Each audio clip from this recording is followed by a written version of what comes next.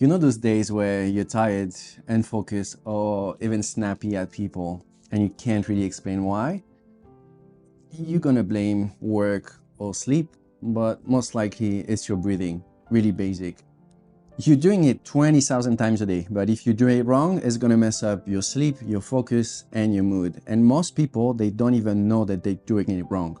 So in this video, I'm gonna walk you through the 3 common mistakes that people make with their breathing and how you can fix them. So the first big one, people don't use their diaphragm, they use their chest. So your diaphragm is that big dome-shaped muscle right under your rib, more like an umbrella. It drops down to pull air in, and then when it relaxes, it pushes the air out. It's basically the engine.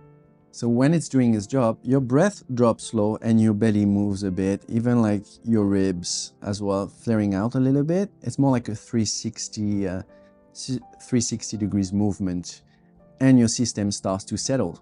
When life gets busy or stressful, we move automatically to chest breathing, which sends a signal to your body that something is wrong.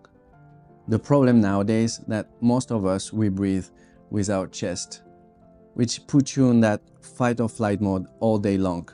One great tip to reactivate your diaphragm is to lay on the floor, put a book on your belly, and while you breathe in, the goal is to push that book towards the ceiling. It's really simple. Just do that for 5 or 10 minutes a day until you get there, and breathing with your diaphragm will become a second nature eventually. Second mistake, you breathe through your mouth and not your nose. Your nose is built for breathing. It has about 30 functions, but let's just focus on the main ones right now. It warms and humidifies the air, filters the junk out, slows things down, and even help your body to use oxygen better. Your mouth is great for eating or kissing, but not for breathing. So here's the thing that people don't realize. Breathing through your mouth puts your body on edge. It's like your body is hearing a quiet alarm in the background. So you might not notice it, but you will feel it as irritability or poor sleep, for example. The fix is simple. Start noticing. Are you breathing through your nose now?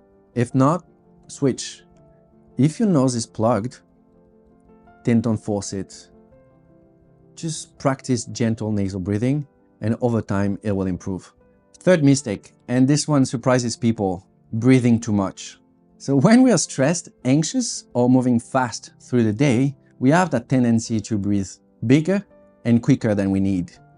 That blows off way too much carbon dioxide, aka the CO2.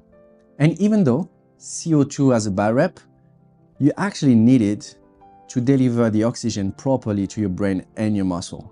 So if you push out too much CO2, the oxygen doesn't unload when it's needed. You breathe more, but you actually feel worse. Lightheaded, foggy, wired. So the goal isn't to take in a lot of air. The goal is to breathe quieter and slower.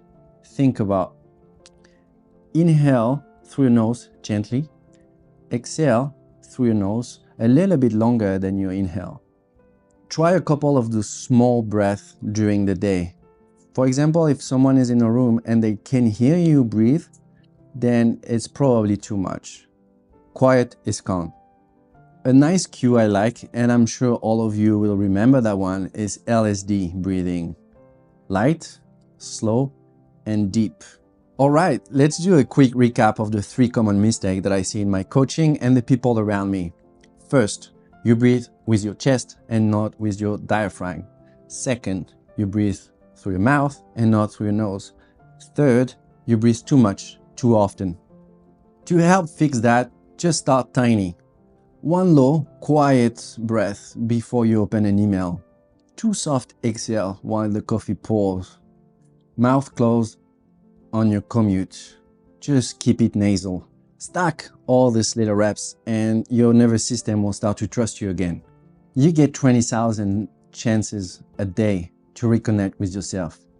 Make few of them count.